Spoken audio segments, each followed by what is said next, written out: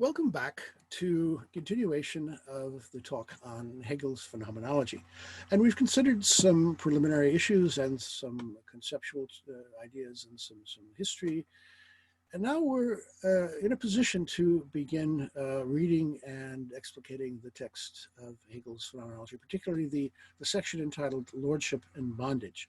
It's a short section, but one, again, that's packed with lots of important and interesting ideas, and ideas which, as I suggested at the end of last talk, will turn out to be terribly influential and are so even today.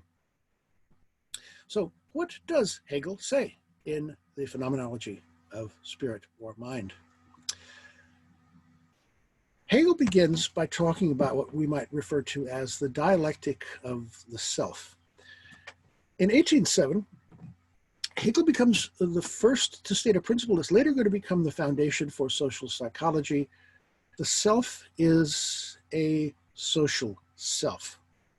Self-consciousness exists in itself and for itself, in that and by the fact that it exists for another self-consciousness, that is to say, it is only by being acknowledged or recognized. Okay, I'm going to begin from the Lordship and Bondage section, and I'm using the Bailey translation, the older translation.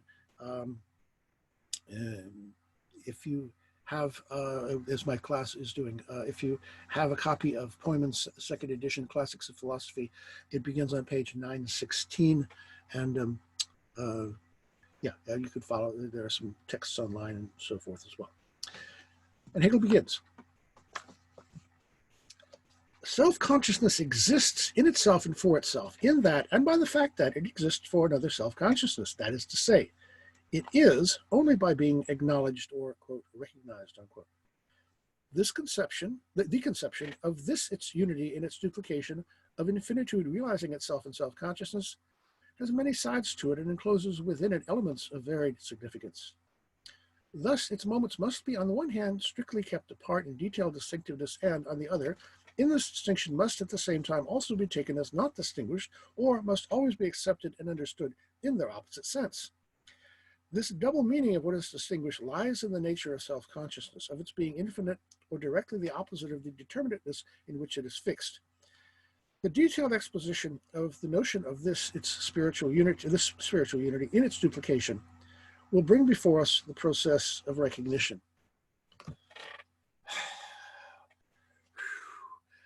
Because of the electronic format, I'm reading this to you.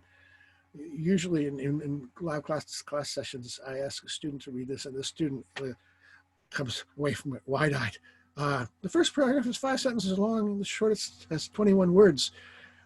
There's your Hegel's black hole. You can see why McGee notes, sometimes philosophy students read passages of Hegel aloud just to make everybody laugh. And let's see, must always be understood and accepted in their opposite sense. The double meaning of what is distinguished lies in the nature of, what in the world is he saying? Well, let's continue. Self-consciousness has before itself another self-consciousness. It has come outside itself. This has a double significance. First, it has lost its own self, since it finds itself as an other being. Secondly, it is thereby sublated, that other, for it does not recognize the other as essentially real, but sees its own self in the other. It must cancel this its other. To do so is the sublation of the first double meaning, and is therefore a second double meaning. First, it must set itself to sublate the other independent being in order thereby to become certain of itself as true being. Secondly, it thereupon proceeds to sublate its own self, for this other is itself. Okay. This being, becoming self-conscious, is only by being acknowledged or recognized. It sees its own self in the other. It thereupon proceeds to sublate its own self, for this other is itself. The self finds itself as an other being. Self is, the other is itself. Self is both self and other simultaneously. So there's a two-way street going on here in which we can use the notion of a mirror in which one being sees itself reflected back in the imagination of the other being, and vice versa. It's a two-way street. It's a double process with a double meaning.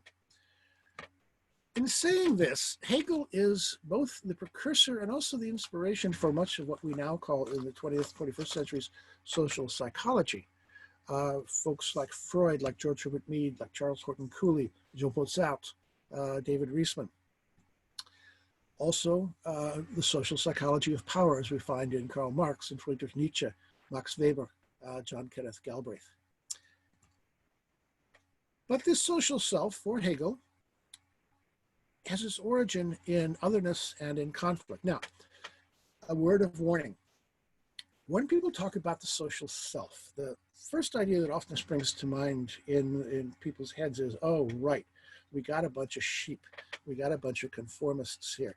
Social selves are followers, not leaders, that sort of thing. So I give you a warning label. To say the self is social is not to say that it's composed only of conformists and sheeple. That society is composed only of that. Even sociologists protest this viewpoint, and the locus classicus of this is Dennis Wrung's originally an article, now it's expanded into a book, The Over-Socialized Conception of Man. Well worth reading, by the way. Dennis Wrung, unfortunately, just died recently last year.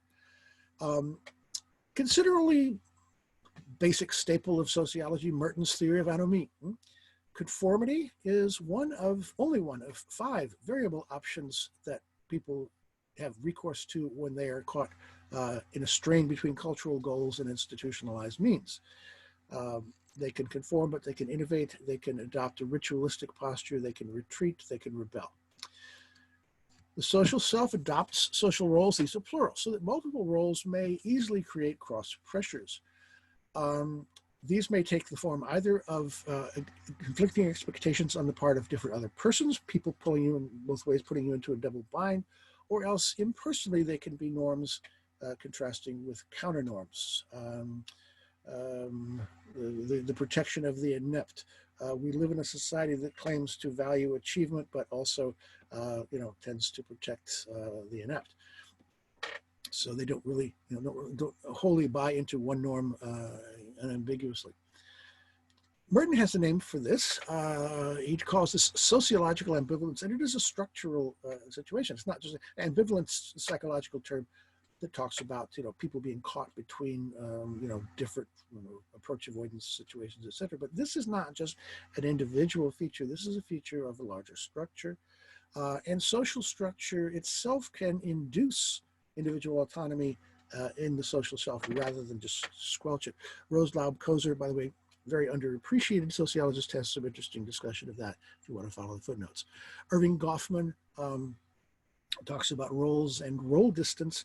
Irving Goffman, major social psychologist. The social self plays roles. That's kind of a bromide in sociology and social psychology.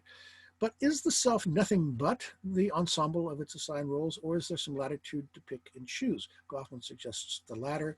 There's some role distance. The self isn't just rigidly conforming, but it can flip the script.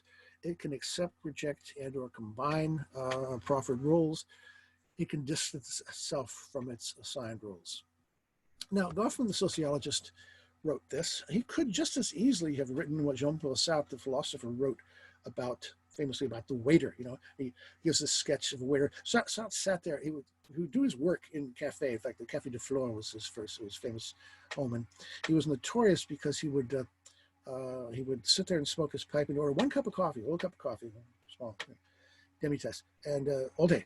He would sit there and not order another drink, but he'd sit right, and he'd look around him and he would watch waiters, and he has this famous sketch of a waiter who's playing at being a waiter and just balancing the tray and so forth. It's all an act. Obviously, the waiter, even if he thinks of himself as a waiter, that's his identity. At one level, he really knows better. Goffman, the sociologist, could have written this. In fact, he quotes that particular example from Sartre in explicating his notion of role distance. So, big point here is the social self is not necessarily heteronymous. It's not necessarily sheeple and blending in and following the leader and any of that kind of stuff. So again, in 1807, Hegel becomes the first state of principle that's later going to become the foundation for this whole enterprise. Self-consciousness, says Hegel, exists in itself and for itself, in that and by the fact that it exists for another self-consciousness. That is to say, it is only by being acknowledged or, quote, recognized, unquote. Now, in some ways, this should not be surprising, given that Hegel is the heir of Descartes and Kant. All three of them begin from the standpoint of the perceiving subject. Descartes says, okay, my perception of the world is my perception of the world. To what extent is it a perception of the world? Remember the joke from the section on Descartes, the old man who goes to his doctor, says, "Doctor, my wife's going deaf." It turns out she wasn't the one going deaf. How do you tell? Kant concurs that we start from the standpoint of phenomena, and it's problematic whether and to what extent that the phenomenal perception may represent something outside of itself. It may, but it's problematic. Hegel's contribution to the question is to ask, what happens when the object of my perception is also a perceiving subject? When there's a two-way street going on here, not just a one-way street in perception. When I'm perceiving a being who is exactly like myself in respect of being perceptive. And Hegel doesn't use this phrase, but he might as well. Me implies we. Whenever I say me, I'm implying that there is some recognition. And to the extent that this little slogan can encapsulate what Hegel is trying to tell us, it seems to me it would be up there with things like Kant's general principle, ought implies can, or with Sartre's general principle, existence precedes essence. Me implies we. Selves, personalities develop, and they develop through a process we call socialization. Selves are the products of interaction and not the logical or biological preconditions of that interaction. This is actually a description of George Herbert Mead we'll come to later, but it could just as well be a description of what Hegel says first before George Herbert Mead comes along. As early as 1806, 1807, Hegel anticipated and in detail many of the key insights that would later be worked out by a number of these other guys. So let's consider some of the social psychological views that Hegel first anticipated with respect to two basic questions. First, how does the self develop? And what is the relation of self to other?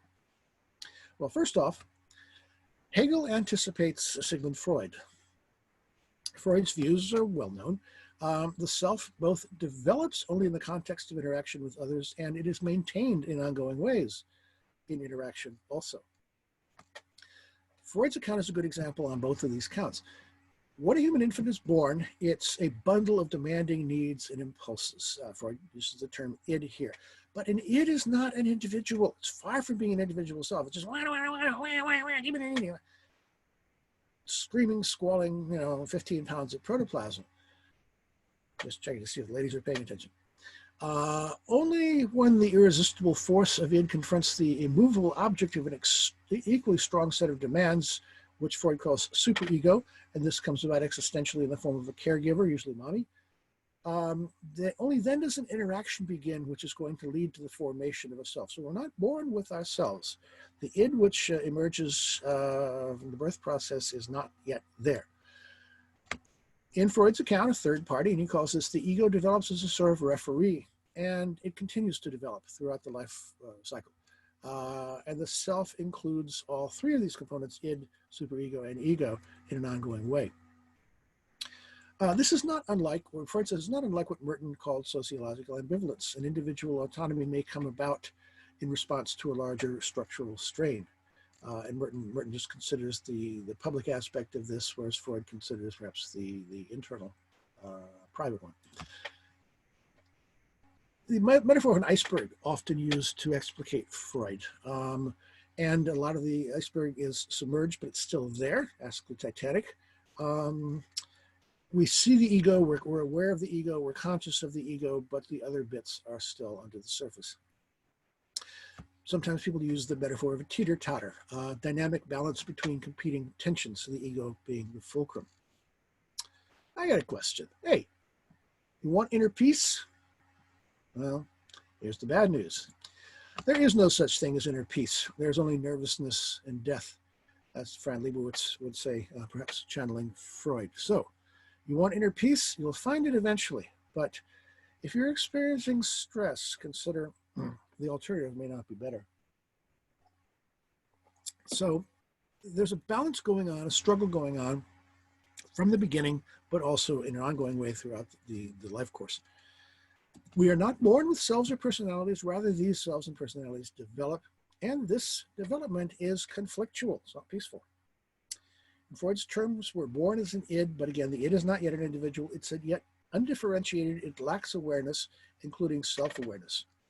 Very soon it confronts superego, otherness in the form of the external demands of society, usually mediated through a caregiver, typically mommy. Then the demands of both of these, absolute demands of both of these forces, become a case of immovable object confronting irresistible force. Something's got to give. You know, the wanna, and the superego says no, absolutely not. The result of this conflict for Freud is that that third component develops, that is ego, as you think of it as a fulcrum of this teeter-totter to balance these two irresistible forces, and ego is going to grow. Where id was, Freud famously says, there ego shall be. Now, the result of this is not a matter of simple conformism, and what I said before about the social self applies here particularly. The individual personality itself contains not only the internalized superego, but also the contentious id. So we can't just talk about the adjusted self or about maladjustment when there's conflict and so on and so forth. There is a conflict and it's ongoing. And the relative outcome of this conflict is not entirely predictable. Ego is like a fulcrum, ego is like a referee. Either of these metaphors works. The tension remains dynamic, wanna, needy now. No, you can eat, but there are times and places. There are 3 structured meals or 4, whatever your culture has. Structured meals a day. You can't just whip out the tit whenever. No, you can defecate, but only at certain times in certain places, not everywhere, not in your clothes. You can urinate, etc., but you've got to learn some structure. And so, superego imposes its demands, and ego kind of mediates this and makes it work. Now, again, different outcomes. Id may overpower and prevail at the expense of ego. There could be lesser ego strength, and we'll come to consider this, by the way, when we talk about the relationship between master and slave. This becomes, Freud's notions become important there. Superego may also overpower, but sometimes ego can get strong and tell both parties to get stuffed. So you can have lesser ego strength or greater ego strength relatively. Okay, so much for development in childhood. Childhood overload remains a function of the ego to mediate the force of cultural and social restrictions. The force of otherness first provoked the development of the self and self-awareness, but it goes on. And what typically happens in the process of socialization is that a truce gets declared somehow or another by ego stepping in as a referee, whether it have greater or lesser power. One can think of socialization as an aspect of internalizing something external.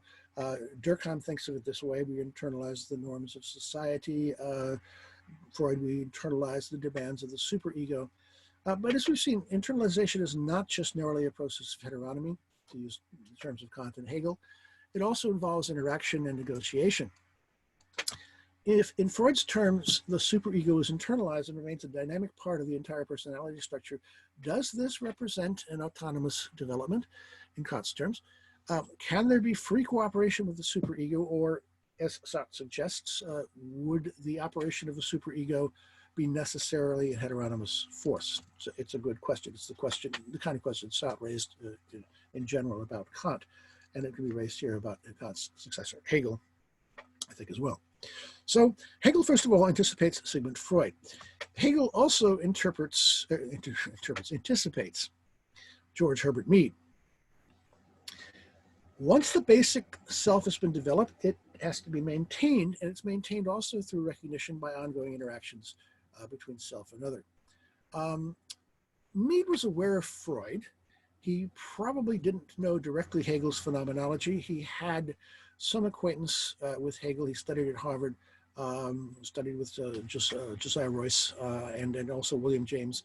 But these guys, Hegelians in those days, were not aware of the phenomenology. That's a text that gets attention middle of the 20th century, so during the time that Mead was working rather than during his formation. Although, you know, some of the ideas he might have gotten from the Hegelianism of his day. Here's one of the things for which Mead's insights are important. Very small children up to a certain age, if they show you a picture, they'll show you the picture with the picture facing them, right? Image facing them. They haven't yet figured out that you also have a point of view, that they can see the picture, but you need to see it from your point of view. And at some point, they lose this egocentricity, as Piaget would say, and they catch on. They go, oh yeah, right. This is another person just like me. A couple of key researchers, Goldberg and Gilligan, describe one child's account of doing this is perfect. You have to like dream that your mind leaves your body and it goes into the other person, then it comes back into you and you see it like he does and you act like the way you saw it from there. Yeah, okay. And that's a stage of development. That's not something we were born with, that's something we have to come across. Mead is a term for this, generalized other. As the self develops, it takes on the attitude of the other, it sees matters from another's point of view, and this goes on throughout the life course. A self develops which evaluates itself with regard to what the typical other person might think. So that is the generalized other, and the self pays attention to that as part of its self-image. The viewpoint of the other then becomes generalized and ongoing. And he gives the example, you know, he's an American writer, so he likes to use baseball terms. You play first base. Okay, so you judge your own performance by the standards of what would a typical baseball player think about playing first base? What would the spectator expect about somebody playing first base as opposed to playing shortstop? So this is both outside yourself, but inside yourself as well. It is part of your self-image, although it corresponds to some images other people may have of you as well. Mead distinguishes two aspects of the self, which he labels the I and the me. Now, be very careful at this point because this is easily misinterpreted, and again, don't even Google this because there's so much systematic misinterpretation of this. It's not that the I is internal and the me is external. No, the I is impulsive and escapes my own direct self-scrutiny. The me inside me reflects on the I inside me. So me is also internal, but thinks about what the I has done after the fact and comes to some conclusions. The me inside me also considers outside factors. Whether these are impersonal or personal, as I said before, norms are the rules of the game which are impersonal or personal, the way actual specific persons see me and reflect me back to myself.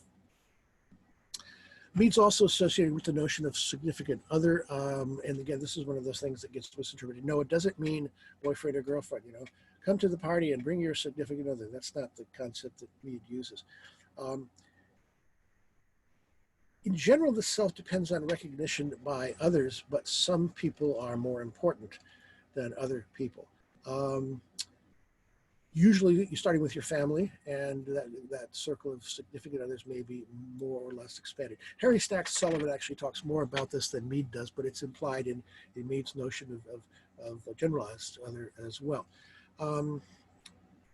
And hold that thought, because when we come to talk about David Reisman and the other directed character, the reference group of significant others can be either greatly expanded or really contracted. And there's a variable there that's terribly important.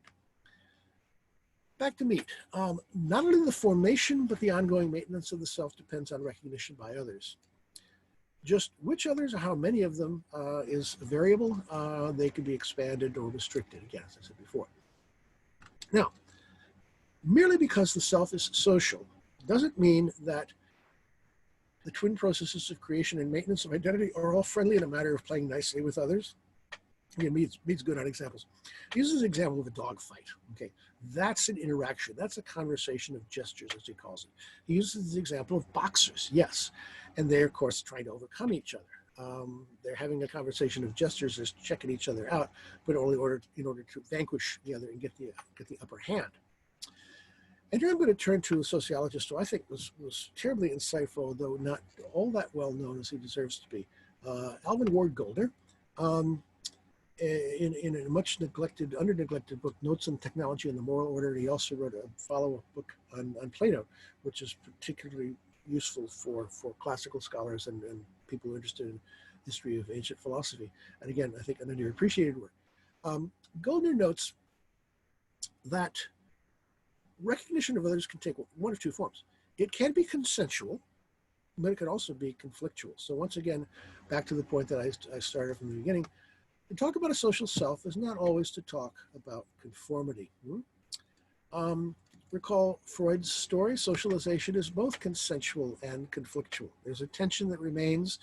There's a struggle between the irresistible force and immovable object, but there is some resolution also that comes about. When we say that interaction is, or anything else is social, all we mean, and this is Max Weber's definition, which Goldner is channeling, oriented toward another. That's all social means. When you're acting with orientation toward another person, then you are acting socially. But conflict is an example. Consensus is also an example. So if someone says, I love you, they're being social. But if someone says, I hate you so much, sometimes I watch CSI just to get pointers on how to kill you without actually getting caught, they're also being social. Both responses are social. Social, again, means simply oriented toward another. So conflict and consensus are equally social in this basic sense. And from this point of view, people talk about there being antisocial behavior, people tagging, graffitiing, whatever. Antisocial behavior is just one possible form of social behavior. It's just not nice. But that's an entirely separate issue, the nice and the obnoxious. Strictly speaking, can there ever be any form of human behavior which is actually antisocial? And sociologists, by the way, prefer to talk about social action in this sense, rather than behavior, as the behaviorist psychologists do, for these sorts of reasons. So to sum up, two things. The social self is not always just conformist, and to be social is not the same thing as to be sociable, to make nice. Okay. That having been said, that the social self can involve conflict as well as consensus, there might be different ways in which social conflict and consensus may play themselves out in the formation of selves and in the maintenance of selves. Those two aspects. And here, Hegel anticipates not only Sigmund Freud, not only George Herbert Mead, Hegel also anticipates David Riesman. Again, I think an important sociological thinker of the 20th century, one who nowadays perhaps is less well appreciated than he might be. Famous book in 1950, The Lonely Crowd. And Riesman sketches an historical succession of responses, which he called tradition-directed, inner-directed, and other-directed. And these are meant to be categories of selves. The tradition-directed self is one who follows social conventions. And this is what you find throughout most of human history and most societies. It's harder to find in modern society since the 19th century. And this diagram illustrates it by the metaphor of a scroll. If you follow the 10 commandments and whatever the king tells you to do, and mommy and daddy and the drill sergeant tell you to do, you are behaving in a tradition-directed way. Secondly, the inner-directed character, the classic self-made, small, entrepreneurial, middle class, captain of his own destiny, master of his fate, has a restricted significant circle of significant others, relies on conflictual validation.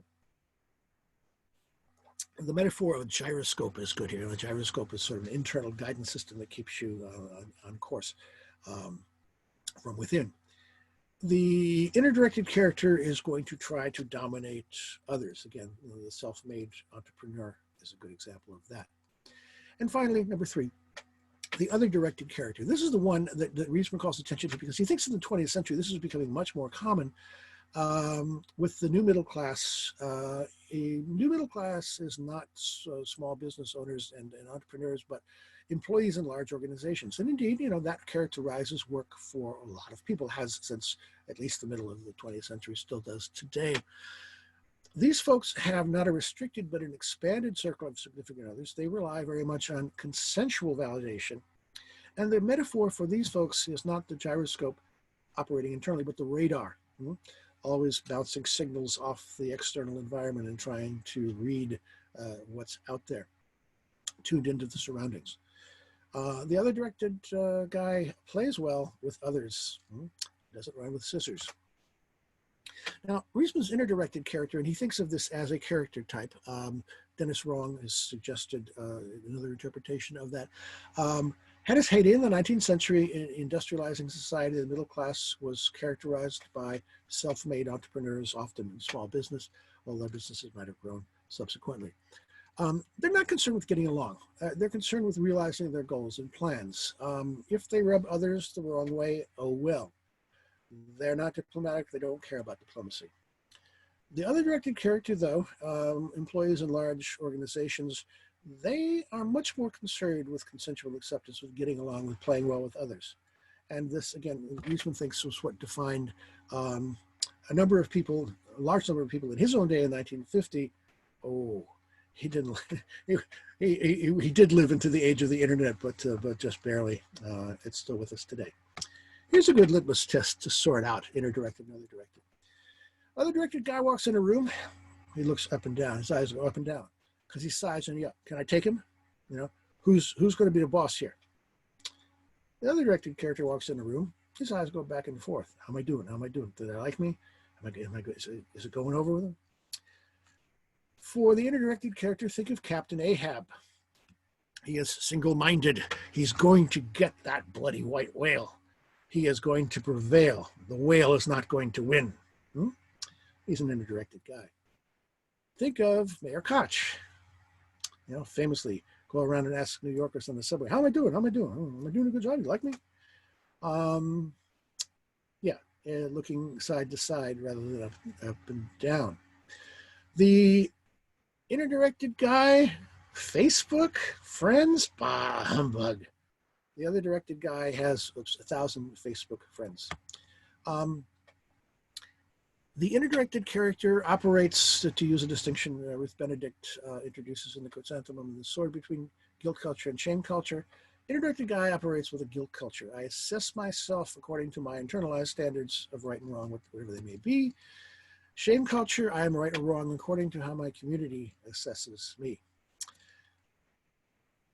Among potential Facebook friends are the morality police, the phenomena of ally theater, you know, trying to virtue signal, the cancel culture, deplatforming on campuses where speakers are shouted down and or disinvited because they are not politically correct, online bullying, etc. These are all examples of shame culture that go on still in the contemporary world. Now, what if we tried to map Riesman's view onto Mead's view? Because they don't do this themselves. Mead's view is in maturation, the child moves from only having significant others toward adding the generalized others. So when you're a small child, you take your cue from your family, basically. And as you mature, you move out into a larger world. You go to school, it's outside the kinship institution. You go to work, that's outside the kinship institution. You play on sports teams, outside the kinship institution. Go to bars, outside the kinship institution, et cetera, et cetera. So you develop a generalized other, in addition to the significant other. The significant other doesn't go away, but in an ongoing way, you take that into account as well. By the way, Peter Berger and Thomas Luckmann, The Social Construction of Reality, I'll have something to say about that a little more in the next lecture. They have a particularly good discussion of George Herbert Mead and how there's a chorus of significant others and how, how that matters. If my wife suddenly addresses me as sir or doesn't recognize who I am, that's going to be much more troubling to my sense of self-identity than if the average person on the street doesn't recognize me for who I think that me is. But I refer you to Berger and Luckmann. I can't do as good a job as they can. In any case, it's an additive process, the growth of the generalized other. You don't lose your significant others, you just add the generalized other to them. Now, the other directed character greatly expands the realm of that reference group regarded as significant others, not just the family, but a whole lot of other people. the radar is attuned to, much larger population.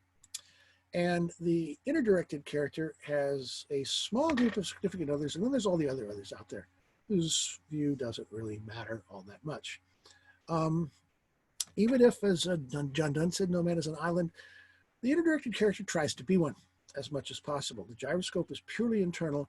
His circle of significant others is restricted, not elaborated, but the radar of the other directed man is greatly expanded in the circle of significant others, greatly elaborated. Social media just carries this to an extreme. So all my 10,739,935 Facebook friends are my population of significant others. If we read Rubenstein against the backdrop of me, we might say that gyroscope and radar represent two radically different kinds of me. The gyroscope me is picky about how many others are deemed significant. The radar me, not so much, not so picky. Now, one could be wooden about this, and I hope not to be. It's tempting to see the contrast very, very starkly, but it's not just Horatio Alger versus the man in the gray flannel suit. And this is the way sometimes Rubenstein gets expounded, nor is the situation as Rubenstein formulated it specific to modernity from the 19th century onward. I refer back to Goldner's book, this one on Plato. The Greeks are in effect, the ancient Greeks, the Athenians in particular, and other directed people before our time. And Goldner traces this to urbanization, dissolving tribal traditionalism. And again, we've talked about this a little bit in terms of Socrates, so the students in the class will be a little bit aware of this. There was a basic Greek individualism which it overlays. So they were both, they had both inner-directed and other-directed qualities, but they had a significant other-directed component. By the way, that shows us, I think, just how complicated this can be. It's not simply a matter of there being two different kinds of personalities. But in Rubenstein's account, modern society went from tradition-directed to other-directed via an intermediate step having to do with the Protestant ethic. That's where the inner-directed character and its guilt culture comes about. Ultimately, ancient Greek society just cut out the middleman, as Goldner suggests to us. Here's how inner-directed and other-directed work when they come into contact. Think about this. Consider this clip from The Rock, Nicolas Cage and Sean Connery. Let's just watch that briefly. I'm sure you're ready for this. I'll do my best. Your best. Losers always whine about their best. Yes, losers always whine about their best. Oops.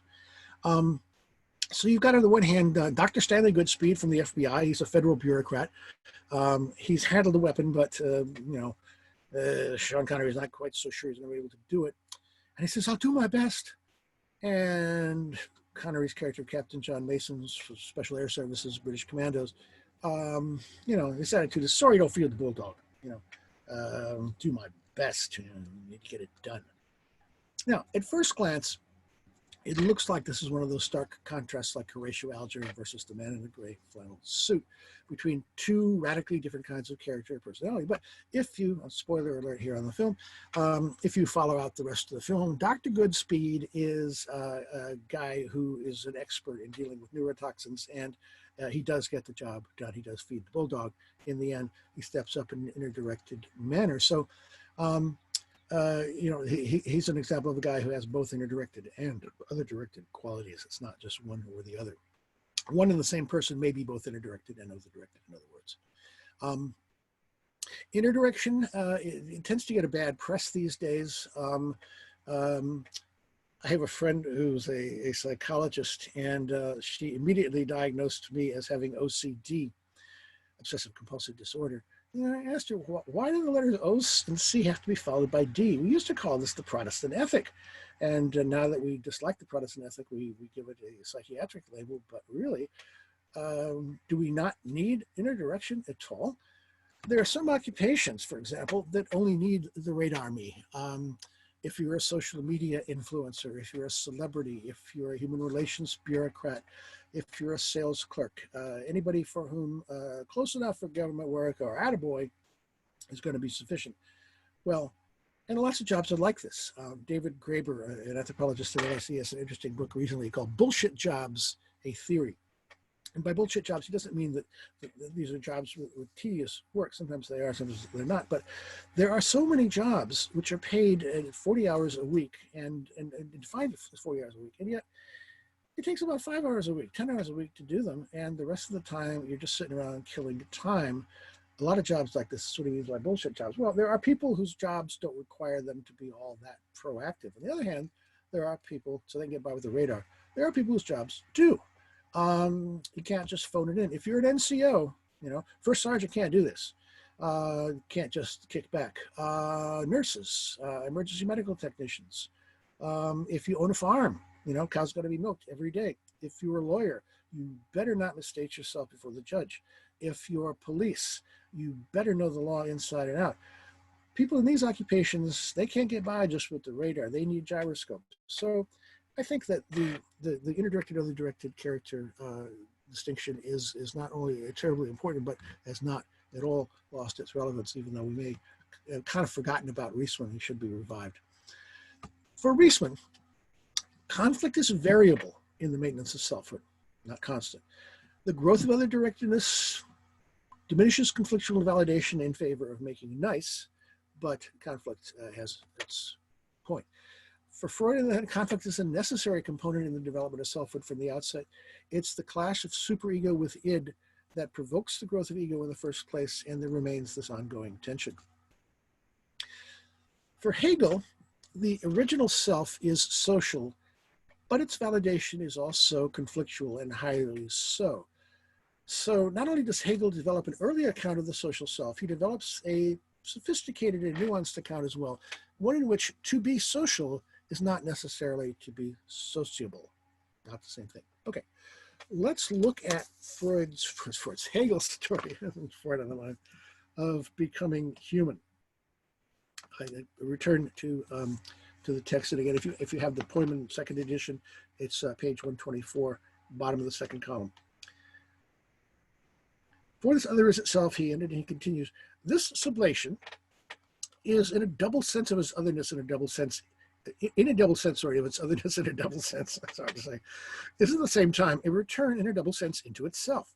For firstly, through sublation, it gets back itself because it becomes one with itself again through the canceling of its otherness. But secondly, it likewise gives otherness back again to the other self-consciousness, for it was aware of being in the other. It cancels this, its own being in the other, and lets the other again go free. This process of self-consciousness in relation to another self-consciousness has, in this manner, been represented as the action of one alone. But this action on the part of the one has itself the double significance of being at once its own action and the action of the other as well. For the other is likewise independent, shut up within itself, and there is nothing in it which is not there through itself. The first does not have the object before it only in the passive form characteristic, primarily the object of desire, but as an object existing independently for itself, over which, therefore, it has no power to do anything for its own behoof, if that object does not per se do what the first does to it. The process, then, is absolutely the double process of both self-consciousnesses. Each sees the other do the same as itself. Each itself does what it demands on the part of the other. So in other words, it's a two-way street. And for that reason, does what it does only so far as the other does the same. Action from one side only would be useless, because what is to happen can only be brought about by means of both. The action has then a double entente in that, not only in the sense that it is an act done to itself as well as to the other, but also in the sense that the act simpliciter is the act of the one as well as of the other, regardless of their distinction. In this movement, we see the process repeated, which came before us as the play of forces. In the present case, however, it is found in consciousness. What in the former had effect only for us, contemplating experience, holds here for the terms themselves. The middle term is self-consciousness, which breaks itself up into the extremes, and each extreme is this interchange of its own determinateness and complete transition into the opposite. While qua consciousness, it no doubt comes outside itself still. In being outside itself, it is in the same way restrained within itself, it exists for itself, and its self-externalization is for consciousness. Consciousness finds that it immediately is and is not another consciousness. Also, that this other is for itself only when it cancels itself as existing for itself and has self-existence only in the self-existence of the other.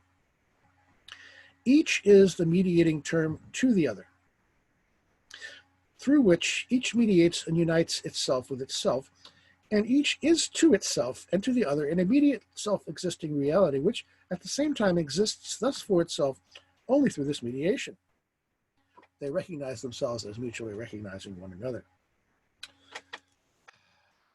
Again, Hegel, difficult. What's he saying here? A very creative and I think very helpful way into this text was provided by a fellow named Alexander Kojève. Kojèvnikov, I think was his name originally. In Russian, he emigrated to France and taught a course in Hegel's Phenomenology at the Sorbonne, allegedly attended by Sartre, among others, possibly not. Sartre's name does not appear on the roll, so sign your name on the roll if you want history to remember you. But certainly Sartre was very much influenced by these ideas. And one metaphor that comes out of Kojève's treatment, do a little thought experiment here.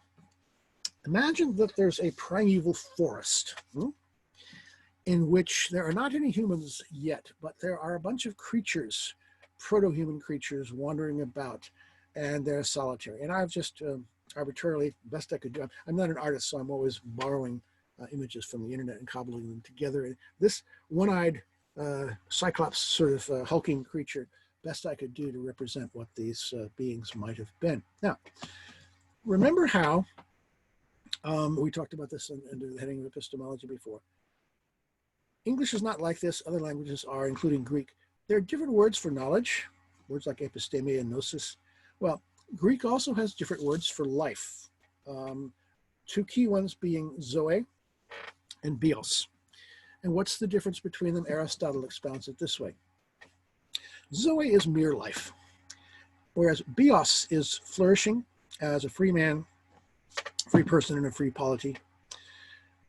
Zoe is just basic biological existence. Bios, having a biography, for example, is a higher order than Zoe, zoology, just eat, shit, sleep, repeat. Now, the proto-human creature in the primeval forest has only the one, the mere life, the Zoe. It lacks bios. Bios, this is Aristotle again, can only be attained, it's not given, it can only be attained by leaving the forest and solitude and coming to the city. But these guys are still in the forest. Such primeval creatures would not be human, for they're not yet social. But occasionally, one of them is going to run into another. Each sees the other do the same as itself. Each does what it demands on the part of the other.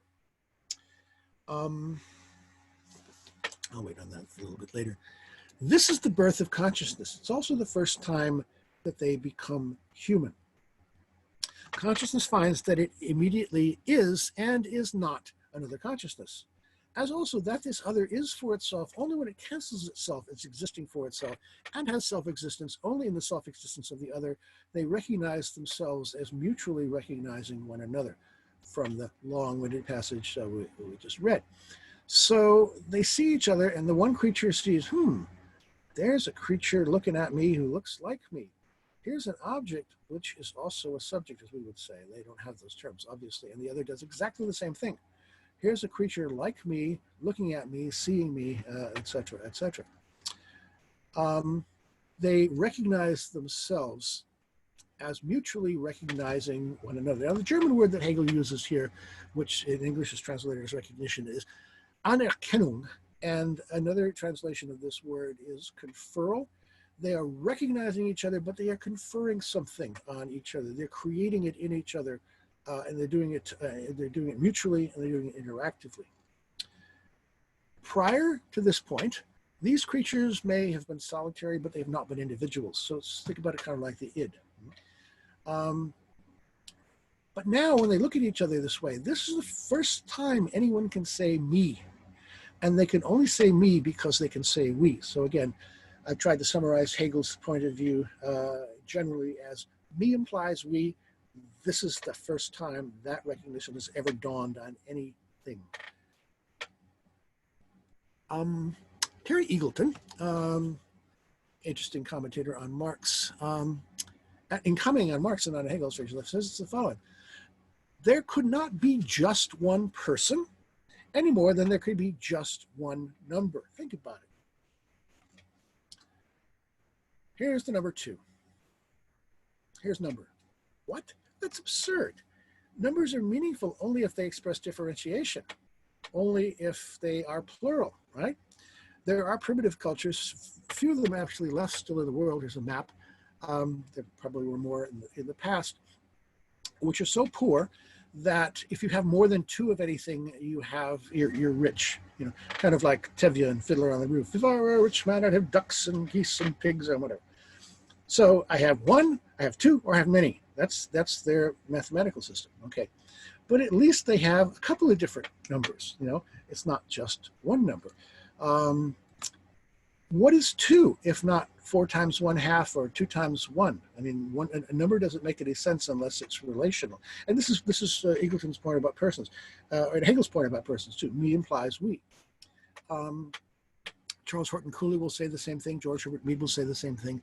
The I of common language, says Cooley, we've got to come to Cooley yet, always has more or less distinct reference to other people as well as the speaker. George Herbert Mead, the individual mind can exist only in relation to other minds with shared meanings. Mead, by the way, was a founding sociologist, social psychologist, but he trained as a philosopher. His major work is called Mind, Self, and Society. They weren't the first to say this. John Donne.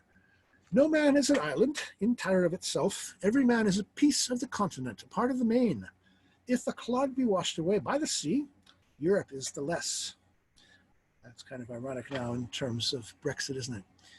Any man's death diminishes me, because I'm involved in mankind, and therefore never send to know for whom the bell tolls. It tolls for thee. Who I am is always in part whom you recognize as me.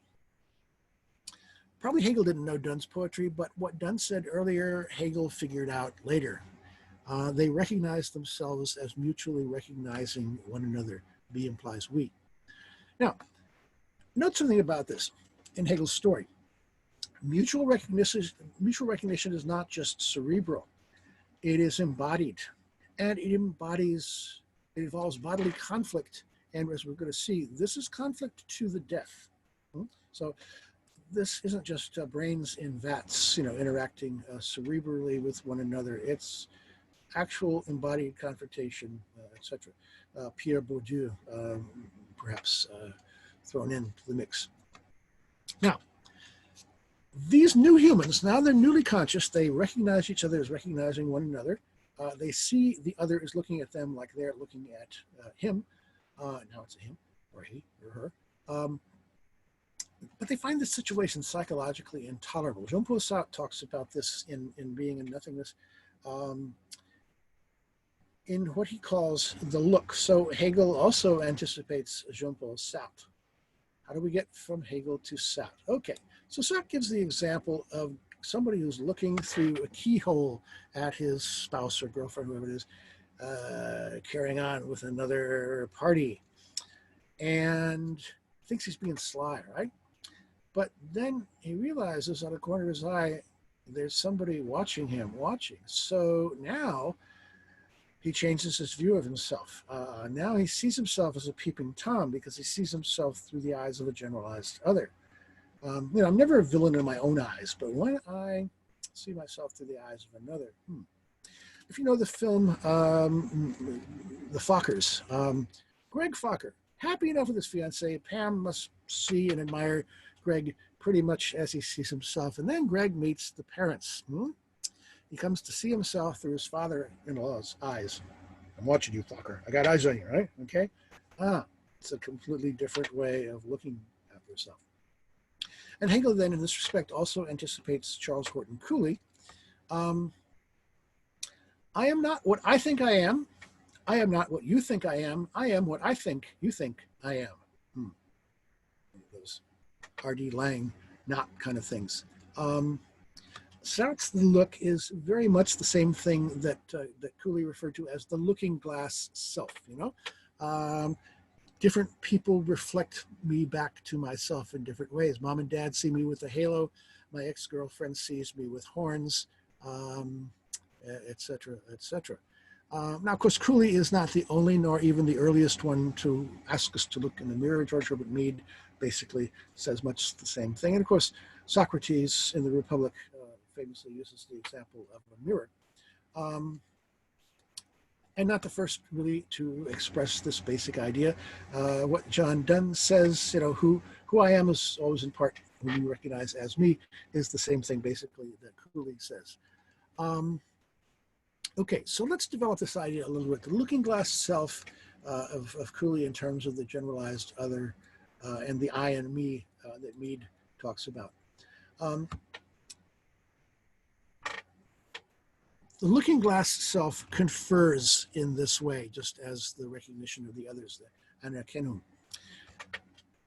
Self sees itself as reflected back by an other. So looking glass self, generalized other, pretty similar. Not surprisingly, these two guys, Mead and Cooley, worked together. Also with John Dewey, they were together at the University of Michigan. Dewey and Mead left for the University of Chicago, left Cooley behind, but they worked together and interpenetrated their ideas.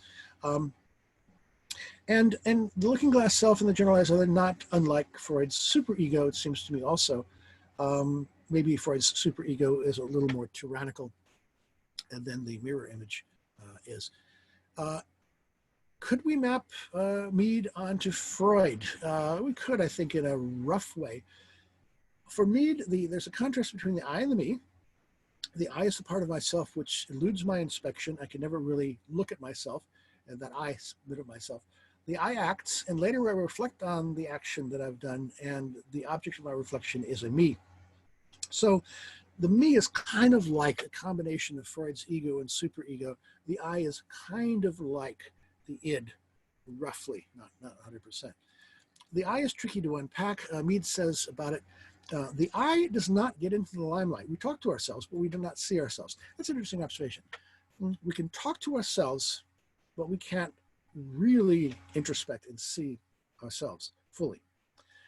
The I reacts to the self, which arises through taking the attitudes of others, which introduces the me, and we react to it as an I.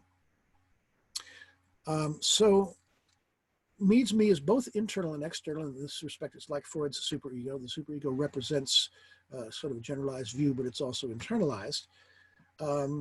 The me represents the attitude of others, but I've also internalized it as part of my self-image. So wouldn't the me be potentially as complex as the internal ego-superego tension? A number of people have said similar things to Mead. Hume famously, we can't really see ourselves.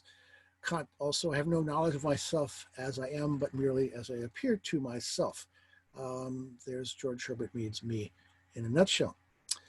The me appears to myself as others reflect me. I'm not what I think I am not what you think I am. I'm what I think you think I am. So, whose me am I? Whose life is it anyway? This is how Frank wants to see Frank, old Blue Eyes.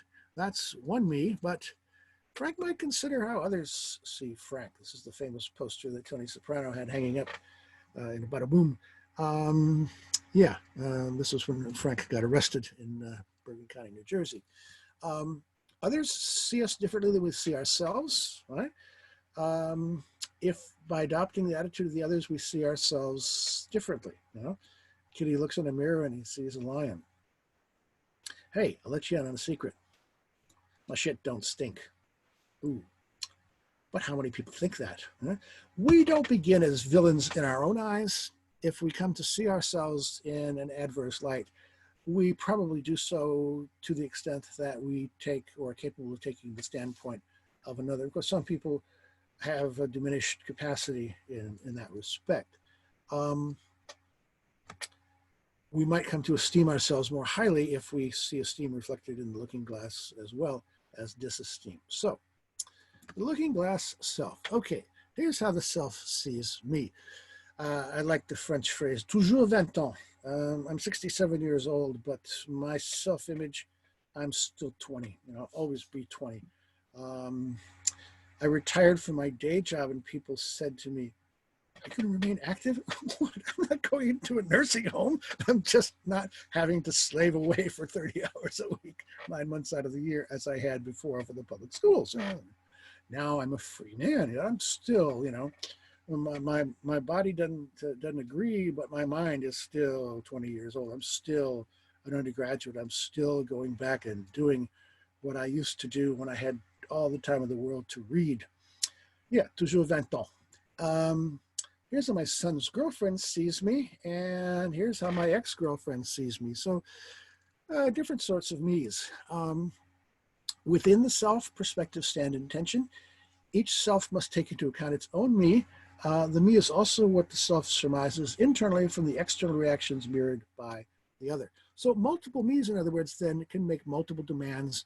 And this, again, following what Merton has said about sociological ambivalence, Dennis Wrung tells us about over-socialized conception. I would add what Irving Goffman tells us about role distance, can actually structure increased autonomy.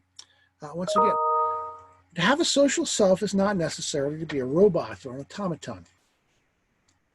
And the different me's pulling me in different directions work out in various different ways. W.B. Du Bois, a major sociologist, by the way. Max Weber came to the U.S. in 1905, met him, said, "Guy's the most impressive sociologist among the Americans I've ever seen." He's coming into his own now, fortunately. He was neglected for a long period of time, but he talks about the double consciousness of being Black. Worth reading. It is a peculiar sensation, this double consciousness, this sense of always looking at oneself through the eyes of others, of measuring one's soul by the tape of a world that looks on in amused contempt and pity. One never feels his two-ness, an American and Negro, two souls, two thoughts, two unreconciled strivings, two warring ideals in one dark body, whose dogged strength alone keeps it from being torn asunder. So multiple me's making multiple demands can put me at war with myself. On the other hand, there's the invisible man, the bluest eye, not being seen at all or being seen doubly. Who's me? Am I? There may be differences between men and women. Here's how the average woman looks at herself in the mirror, big butt, and the average guy sees himself in a Speedo with hair again. The me is always an afterthought for the I, but the self may entertain its own afterthought in addition to any supplied by the generalized other from outside. So it is always a good question, which would take precedence. Whose me am I? Ross Chast, the New Yorker cartoonist. Well, you could start wearing a little skirt. No, you could wear the Brazilian thong. Oh, Mom, who's going to want to look at your body anyway? Who cares? Three different mirror image of me is being presented. Whose me am I? And whose me am me, basically. Okay, let's think about the relationship between subjective consciousness, subjective reality, and the intersubjectivity that goes on between them. Whether you think about Freud or Mead or Cooley or Wiesmann or Sato or even John Donne, here's an important point that emerges in common from reading all of them. The self is never entirely self-contained. To some extent, whom I'm recognized by others. I also internalize their points of view to a greater or lesser extent. That's a variable. And this is not a one-time event. It just doesn't just happen in the formation of the self in childhood, but it's an ongoing and lifelong process. Hegel was the first one to put this all together. And he does so in this passage we're in the middle of reading now. In contrast, of course, to what the behaviorists do, the famous kind of lame joke about the behaviorists, right? Two behaviorists run into each other and one says, "You're well today, how am I?" Because, of course, you can't introspect, you can only observe from the outside. Behavioral psychology takes Freud to task, and indeed the whole idea of depth psychology, because it speaks of non-observables. Id, ego, superego. These are just subjective ideas. Psychological depths, airy-fairy, you can't see them. They're not publicly observable, so therefore they cannot be the subject of science, capital S. We can observe the body, but the soul, that's just beyond our capacities. So said John Watson and B.F. Skinner, the behaviorists. Now, think back to our discussion of Descartes. You may recall Descartes had a go at this view. Maybe the soul being subjective seems just airy-fairy, but what if the objective public world is also doubtful? I can doubt my hand. I can doubt my embodiment. I can doubt you. You may just be a movie going on in my head. Solipsism is possible. Which, of course, leads Descartes to his method of doubting everything, and then to the realization that, in fact, the soul, the ghost, is more immediately available to me than the objective world.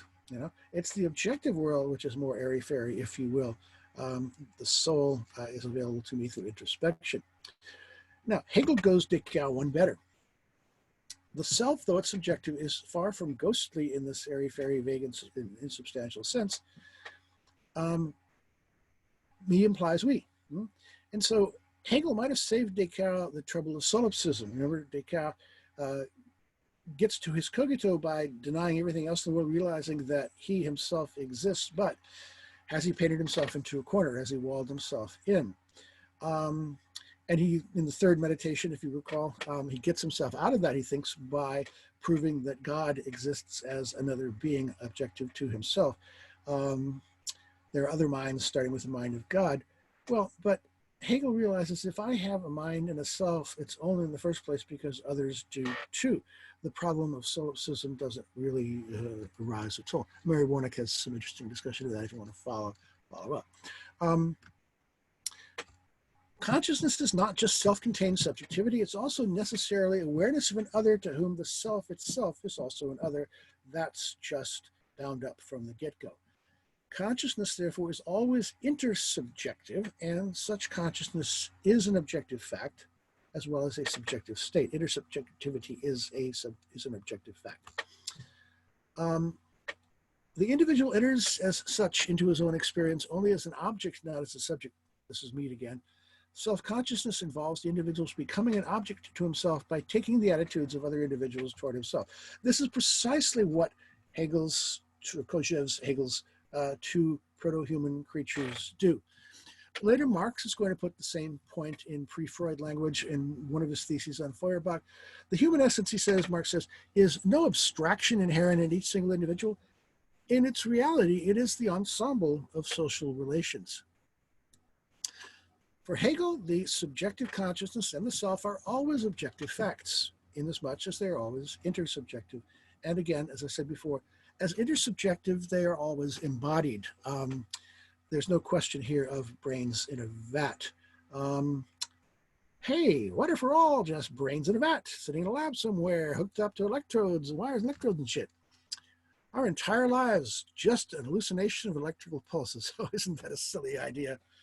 Says one brain in a vat to the other. If you know Hillary Putnam's famous, we talked about this in terms of Descartes before. Yeah, if you were a brain in the vat thinking that you're walking outside in the sun, how would you know that you're not walking outside in the sun but are just a brain in the vat? But this isn't a problem for Hegel. The creatures who become human are not just cerebral brains in a vat. They are material. They struggle. Most importantly, they struggle to the death and they die. And this is a basic insight of Hegel's. It's going to take time to be rediscovered and worked through in the social sciences, as indeed it will be. In his further analysis of the look, Sartre also notes that to be looked at by the other is to see myself now as me, is psychologically intolerable inasmuch as one regards oneself as free, being for itself, famously of being nothingness, and the other as just a part of the world of objects being in itself. Only by taking the attitude of the generalized other becoming a me, an object, can I possibly attain selfhood and self-consciousness. But now I have become an object, just an object. I'm simultaneously confirmed and diminished by the gaze of the other.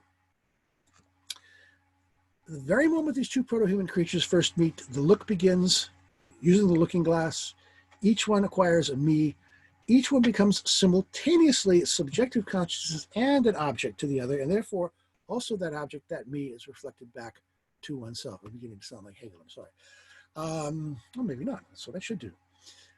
When self looks at the other and realizes that the other is looking back at him and making their self, therefore, into a me, just another mere object, this wounds self-image, as Freud would say. This wounds its narcissism, okay? And what happens from wounded narcissism? Hegel's going to answer this question. Let's go on and see. At the bottom of the first column on page 125, if you're following in the reader. This pure conception of recognition of duplication of self-consciousness within its unity, we must now consider in the way its process appears for self-consciousness. It will, in the first place, present the aspect of the disparity of the two, or the breakup of the middle term into the extremes, which, qua extremes, are opposed to one another, and of which one is merely recognized while the other only recognizes. Self-consciousness is primarily simply existence for self, self-identity by exclusion of every other from itself. It takes its essential nature and absolute object to be ego, and in this immediacy, in this bare fact of its self-existence, it is individual. That which for it is other stands as unessential object, as object with the impress and character of negation, but the other is also a self-consciousness. An individual makes its appearance in antithesis to an individual. Hey, he uses the word antithesis. Appearing thus in their immediacy, they are for each other in the manner of ordinary objects. They are independent individual forms, modes of consciousness that have not risen above the bare level of life. Here's Zoe again. For the existent object here has been determined as life.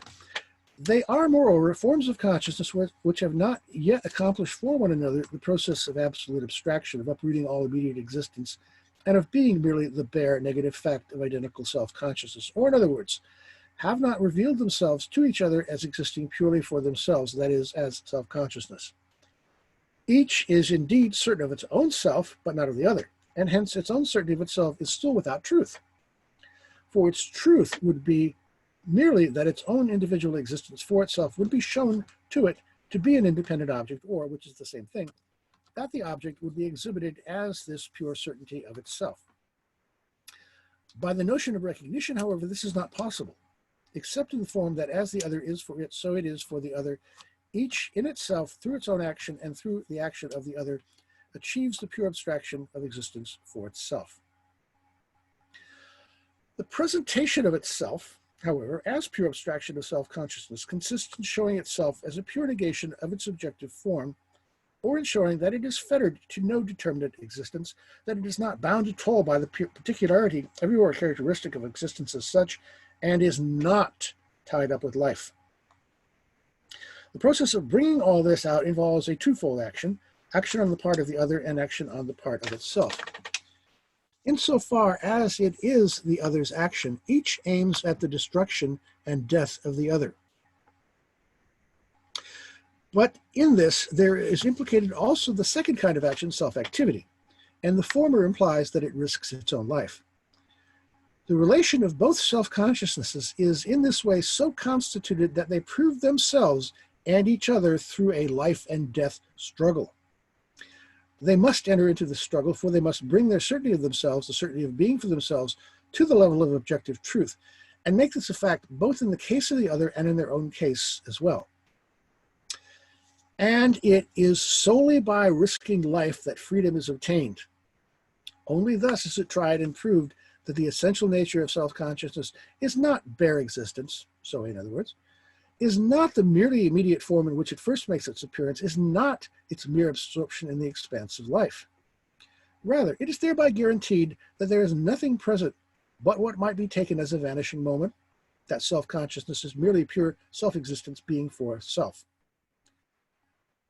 The individual who has not staked his life may, no doubt, be recognized as a person, but he has not attained the truth of this recognition as an independent self-consciousness. In the same way, each must aim at the death of the other as it risks its own life thereby, for that other is of no more worth than itself, and the other's reality is presented to the former as an external other, as outside itself. It must cancel that externality. The other is a purely existent consciousness and entangled in manifold ways. It must view its otherness as pure existence for itself or as absolute negation. This trial by death, however, cancels both the truth which was to result from it and therewith the certainty of self altogether. For just as life is the natural position of consciousness, independence without absolute negativity, so death is the natural negation of consciousness, negation without independence, and thus remains without the requisite significance of actual recognition. Through death, doubtless, there has arisen the certainty that both did stake their life and held it lightly both in their own case and in the case of the other. But that is not for those who underwent the struggle. They cancel their consciousness, which had its place in this alien element of natural existence. In other words, they cancel themselves and are sublated as terms or extremes seeking to have existence on their own account. But along with this, there vanishes from the play of chains the essential moment or delicate that of breaking up into extremes with opposite characteristics, and the middle term collapses into a lifeless unity, which is broken up into lifeless extremes, merely existent and not opposed. And the two do not mutually give and receive one another back from each other through consciousness. They let one another go quite indifferently, like things. Their act is abstract negation, not the negation characteristic of consciousness, which cancels in such a way that it preserves and maintains what is sublated, and thereby survives its being sublated. Okay, wow. Hegel again. Wounded narcissism. Wounded narcissism, one way of explaining why they might want to fight to the death. From wounded narcissism, there ensues a fight to the death. One of them, presumably, or maybe both of them die. One of them possibly, but no more than one of them lives. And he's the man. He's the victor. He's done it. As Mark Poster observes in a commentary on the rediscovery of Hegel in France between the wars, the first interactions among men were wars of prestige. So it goes back to Goldner pointing out about the dialectic being conflictual. Now, here's the problem. You fight to the death, you overcome the other, you vanquish him, you kill him, you're the man. Okay? Has anybody ever heard of a Pyrrhic victory? What's a Pyrrhic victory? Well, it's proverbial. King Pyrrhus defeated the Romans and lost a lot of people in the process and said, you know, if I have one more victory like this, I'm defeated. Yeah, a Pyrrhic victory is one in which the cure, to borrow a contemporary phrase, is worse than the disease. When the self, ego, defeats the other, it wins a Pyrrhic victory, in that winning also abolishes the very condition of having a self and being human. And it lapses back into a proto-human condition. So, I'm the man. I'm the man. I'm the man. Being recognized as the man requires somebody else to recognize you as the man. And you just killed that guy, the only one that could do that for you. The trial by death, Hegel says, however, cancels both the truth which was to result from it and therewith the certainty of self altogether. So, this is perhaps the original cancel culture. Well, is this the end of the story? Yeah. They encounter each other. They see the other looking at them. They realize that they have become just a thing to the other, the way that the other is just a thing to them. This is infuriating. It wounds their narcissism. They fight to the death. One dies, one lives, but now he's diminished. Once again, lapses back into that proto-human state where there's no one to recognize him, no other self to recognize him. And so he too no longer has a self. Shrinks back into proto-human state. Well, spoiler alert, this isn't the end of the story. In this experience, self-consciousness becomes aware that life is as essential to it as pure self-consciousness. In immediate self-consciousness, the simple ego is absolute object, which, however, is for us and in itself absolute mediation, and has as its essential moment substantial and solid independence. The dissolution of that simple unit is the result of the first experience, though through this there is posited a pure self-consciousness, and a consciousness which is not purely for itself but for another, that is, as an existent consciousness in the form and shape of thinghood. Hold that thought. Both moments are essential, since in the first instance they are unlike and opposed, and their reflection into unity has not yet come into light. They stand as two opposed forms or modes of consciousness. The one is independent, and its essential nature is to be for itself. The other is dependent, and its essence is life or existence for another. The former is the master or lord. The latter is the bondsman. Okay.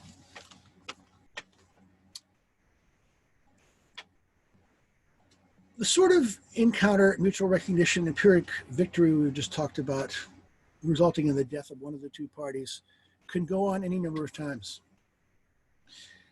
But one way to interpret the theory of evolution is, given enough time, everything will happen. Given enough time, this will happen. Someday, inevitably, at the point of death, one of the combatants is going to submit. They're fighting each other to the death, and each might kill the other. But one of them is going to see a shadow and say, whoa, hold it. They're going to tap the mat. They're going to bow out. They're going to fear being killed and decide that they want to live at any price, including recognizing the other one as the man. Now, this is tremendously important. So Hegel's discussion hasn't ended yet. According to Hegel, this kind of submission would be the decisive event in human history. Society and humanity begin with the fear of death. Society begins as soon as people divide themselves into the fearful and the fearless. This is a psychological interaction. It also implies that there is no society without some stratification, without some inequality, without some top and some bottom. From opposition and conflict, the dialectic elicits self-consciousness. Equally important for Hegel, self-consciousness is the origin of consciousness per se. So this solitary creature lacks consciousness altogether, this primeval creature wandering in the forest. These two creatures find consciousness together through mutual recognition, even as they fight and die, especially as they submit. I'm the man, I'm the man, and finally somebody says, you're the man. Again, this is an example of sublation. Hegel uses the word to cancel by incorporation. Irresistible force meets immovable object, and the result is the opposition gets resolved into human society in which there is top and there is bottom. There is, as Hegel says, the one is independent and its essential nature is to be for itself. The other is dependent. In its essence is life or existence for another. The former is the master or lord. The latter is the bondsman. So, attitudes toward death determined, first of all, the very origin of human society, and secondly, the quality of life. Okay, we're going to stop here at this point. This is the end of the second bit of the talk about Hegel, and we're going to pick up from this point subsequently.